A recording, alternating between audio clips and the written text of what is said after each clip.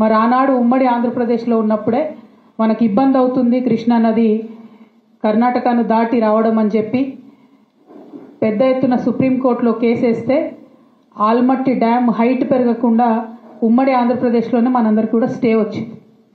అటువంటి స్టేను ఇప్పుడు కర్ణాటక ఉల్లంఘిస్తూ మరి 1,70,000 ఎకరాలను సేకరించడానికి 70,000 కోట్లను రిలీజ్ చేస్తూ మొన్న కర్ణాటక ప్రభుత్వం నిర్ణయం తీసుకున్నది. ఆ తీసుకున్నటువంటి నిర్ణయం మీద తక్షణమే మహారాష్ట్ర ముఖ్యమంత్రి గారు స్పందించారు.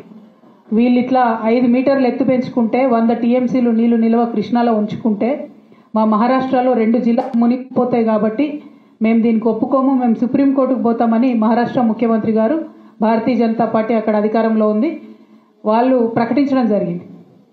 మరిగా మన తెలంగాణ అత్యంత దారుణంగా మనం దుఃఖపడతాం. ఒకవేళ ఆల్మట్టి కనుక 5 మీటర్లు హైట్ పెంచుకొని 100 టీఎంసీలు కనుక వాళ్ళు నిల్వ ఉంచుకుంటే నిజంగా కూడా మన తెలంగాణ ప్రాంతంలో ఉన్న కృష్ణా నదిలో క్రికెట్ ఆడుకునుడు తప్ప ఇంకో దానికి పనికిరాని పరిస్థితి వస్తుంది.